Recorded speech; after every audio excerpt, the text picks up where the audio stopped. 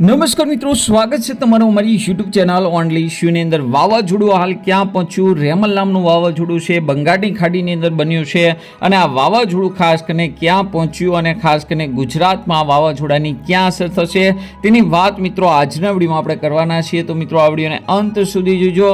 તેમજ અમારી YouTube channel only issue પર આપ નવા હો તો ચેનલને સબસ્ક્રાઈબ કરી દેજો. તેમજ મિત્રો આ વિડીયોને લાઇક કરી દેજો. તો હાલ મિત્રો જોવા જઈએ તો 25 તારીખની અપડેટ પ્રમાણે 26 તારીખે આ વાવાઝોડું ખાસ કરીને ત્રાટકી શકે છે. પશ્ચિમ બંગાળની અંદર ત્રાટકી શકે છે. ગુજરાતની અંદર કેવી અસર રહેશે તેની પણ વાત કરવાના છીએ. તો તમે જોઈ શકો છો હાલ જે એની પવનની ઝડપ છે એ તમે જોઈ શકો છો. ખાસ કરીને પવનની ઝડપ અહીંયા તમે જોઈ શકો છો, જે એકદમ રીંગણી કલરનો ભાગ છે ત્યાં 60થી લઈને 80 કિલોમીટર પ્રતિ કલાકની ઝડપ છે અને જ્યાં રેડ કલરનો ભાગ છે ત્યાં 40થી લઈને 60 કિલોમીટર પ્રતિ કલાકની ઝડપ છે. એટલે કે વાવાઝોડું હાલ મિત્રો ખાસ કરીને તેમનો વિસ્તાર મોટો છે પરંતુ વાવાઝોડું વધારે તીવ્ર નથી બન્યું. પરંતુ વાવાઝોડું જ્યારે ત્રાટકશે ત્યારે તેની ઝડપ છે 120 કિલોમીટર પ્રતિ કલાકની ઝડપે પવન ફૂંકાઈ શકે છે. તો તમે જોઈ શકો છો 26 તારીખે વહેલી સવારે આ વાવાઝોડાનો ખાસ કરીને કેટલો ઘેરાવો છે એ ખાસ કરીને ત્રાટકી શકે છે.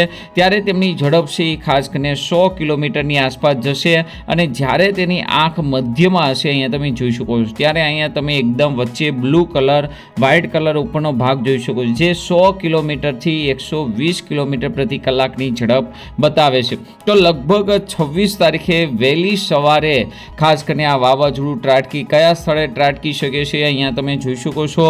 પશ્ચિમ બંગાળનો ભાગ છે, હલ્દીબારી છે, તેમજ બાંગ્લાદેશનો ભાગ છે, કલાપરા છે, ખુલના છે, તેમજ કોલકાતા છે, ખડગપુર છે. તો આ વિસ્તારોની અંદર તેમજ ભુવનેશ્વર છે, તેમજ બ્રહ્મપુર છે. તો આ વિસ્તારોની અંદર એટલે કે ઓડિશાનો કેટલોક રાજ્ય, ઓડિશા રાજ્યનો કેટલોક ભાગ, પશ્ચિમ બંગાળ છે, અહીંયા મિત્રો ખાસ કરીને પશ્ચિમ બંગાળનો ભાગ છે, અહીંયા ઓડિશા છે. તો આ વિસ્તારોની અંદર ખાસ કરીને ભારે તારાજી જોવા મળી શકે છે. સાથે જ મિત્રો પૂર્વના જે રાજ્યો છે આ રાજ્યોની અંદર પણ તારાજી જોવા મળી શકે છે. પવનની ઝડપ છે મિત્રો અહીંયા તમે જોઈ શકો છો, અહીંયા વિસ્તાર પ્રમાણે પણ બતાવવામાં આવી રહી છે. અહીંયા 86 કિલોમીટરની ઝડપ, અહીંયા 70, ખુલનામાં 81. જ્યારે આંખ જે વિસ્તારમાંથી પસાર થશે ત્યાં પવનની ઝડપ છે ખાસ કરીને એકદમ નોર્મલ હશે. તો અહીં તમે જોઈ શકો છો કોલકાતા, ખડગપુર, બાલેશ્વર. તો 60થી લઈને 70 કિલોમીટરની ઝડપ છે એ ત્રાટકી શકે છે. ધીમે ધીમે વાવાઝોડું કોલકાતાની એકદમ મધ્યમાંથી પસાર થઈ અને આગળ વધી શકે છે. જોકે બાંગ્લાદેશની અંદર દરિયા કિનારે સુંદરવનના જે જંગલો છે આ વિસ્તારોની અંદર અહીંયા તમે જોઈ શકો છો 83થી લઈને 90 કિલોમીટર પ્રતિ કલાકની ઝડપે પવન ફૂંકાઈ શકે છે. અને ખાસ કરીને વાવાઝોડું જેવો એનો છેલ્લો ભાગ આવશે તમે જોઈ શકો છો, હલ્દીબારીની અંદર 101 કિલોમીટર એટલે કે ભારે, ખુલ્લાની અંદર 89, કલાપરાની અંદર 83. એટલે કે ખાસ કરીને જે પૂર્વનો ભાગ છે આ ભાગની અંદર પવનની ઝડપ 100 કિલોમીટર પ્રતિ કલાકની ઝડપે ફસાઈ શકે છે. લગભગ 3 થી 4 દિવસ સુધી આ વાવાઝોડું છે એ પશ્ચિમ ભારતની, પૂર્વ ભારતની અંદરથી તારાજી મચાવશે. અહીં તમે જોઈ શકો 26 તારીખથી લઈને 29 તારીખે આ વાવાઝોડાની અસર શરૂ થશે. તો જોવા જઈએ તો ગુજરાતની અંદર કેવી અસર થશે તો અહીં તમે જોઈ શકો છો ગુજરાતનો આ મેપ છે.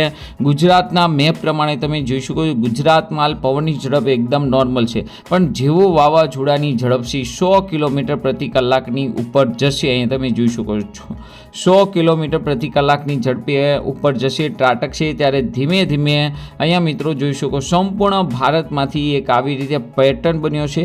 આ વિસ્તારોની અંદર પવનની ઝડપ છે 60થી લઈને 70 કિલોમીટર છે અને કેટલોક પવનો છે સીધો આવી રીતે ગુજરાત તરફ આવી રહ્યા છે, જેને કારણે ગુજરાતની અંદર પવનની ઝડપ છે ખાસ કરીને અહીંયા તમે જોઈ શકો છો પવનની ઝડપ છે એ 70થી લઈને 80-70 કિલોમીટર પ્રતિ કલાકની ઝડપે જોવા મળશે. અહીં તમે જોઈ શકો છો પવનની ઝડપ ખાસ કરીને કચ્છ અને સૌરાષ્ટ્રની અંદર તેમજ ઉત્તર ગુજરાતની અંદર 60થી લઈને 70 કિલોમીટર સુધીની ઝડપ જોવા મળશે.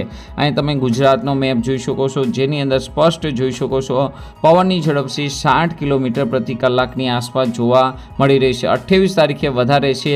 28 તારીખે તમે જોઈ શકો છો ખાવડાની અંદર 68 કિલોમીટર એટલે કે 70 કિલોમીટર સુધીનો પવન ખેંચાશે અને આ તમામ અસર છે એ વાવાઝોડાની અસરને કારણે મિત્રો જોવા મળશે. ત્યારબાદ ધીમે ધીમે છે પવનની ઝડપ ઘટી અને નોર્મલ થઈ જશે. ત્યારબાદ મિત્રો વરસાદને લઈને પણ આગાહી છે. મિત્રો વરસાદની વાત કરી દઈએ તો અહીંયા તમે જોઈ શકો છો હાલ મિત્રો વાવાઝોડાની જેવી અસર પૂરી થશે તેવું જ મિત્રો અરબી સમુદ્રની અંદર ચોમાસું એક્ટિવ થઈ ગયું છે અને ચોમાસું એક્ટિવ થઈ જવાને કારણે ગુજરાતની અંદર આગામી સમયની અંદર વરસાદ જોવા મળશે. અહીં તમે જોઈ શકો છો 1 તારીખની આસપાસ મહારાષ્ટ્રની અંદર વરસાદને લઈને આગાહી છે, મુંબઈની અંદર વરસાદને લઈને આગાહી છે. તો પ્રી મોન્સૂન એક્ટિવિટી હવે મિત્રો શરૂ થઈ જશે. ચોમાસું જો બેસતા વાર લાગશે, 10 થી 12 દિવસની 1 તારીખ પછી 10 થી 12 તારીખની આસપાસ બેસી છે, પણ પ્રી મોન્સૂન એક્ટિવિટી તેજ થઈ જવાને કારણે ગુજરાતની અંદર વરસાદને લઈને આગાહી છે. દક્ષિણ ગુજરાતમાં અને દક્ષિણ સૌરાષ્ટ્રની અંદર વરસાદ પડી શકે છે. 2 તારીખનો મેપ જોઈ શકો છો, જેની અંદર દક્ષિણ સૌરાષ્ટ્રની અંદર, સૌરાષ્ટ્રની અંદર તેમજ મિત્રો દક્ષિણ ગુજરાતમાં સારા વરસાદની આગાહી છે. આ સિવાય 3 તારીખનો મેપ પણ જોઈ શકો છો. 3 તારીખે પણ મિત્રો ખાસ કરીને સૌરાષ્ટ્ર અને કચ્છની અંદર વરસાદની આગાહી છે. એટલે કે ખાસ કરીને હવે ધીમે ધીમે દક્ષિણ ભારતવાળું છે એની અંદર ચોમાસું એક્ટિવ થઈ જવાને કારણે ગુજરાતમાં તેની અસર થશે. પ્રી મોન્સૂન એક્ટિવિટી તેજ થશે, જેને કારણે વાવણી લાયક વરસાદ છે એ ધીમે ધીમે હવે શરૂ થઈ જશે. તો આજના વિડીયોમાં આટલું જ. વધુ વિડીયો જોવા માટે મારી યુટ્યુબ ચેનલ ઓનલી યુને સબસ્ક્રાઈબ કરી દેજો, તેમજ મિત્રો આ વિડીયોને લાઇક કરી દેજો. અસ્તુ. જય હિન્દ, જય ભારત.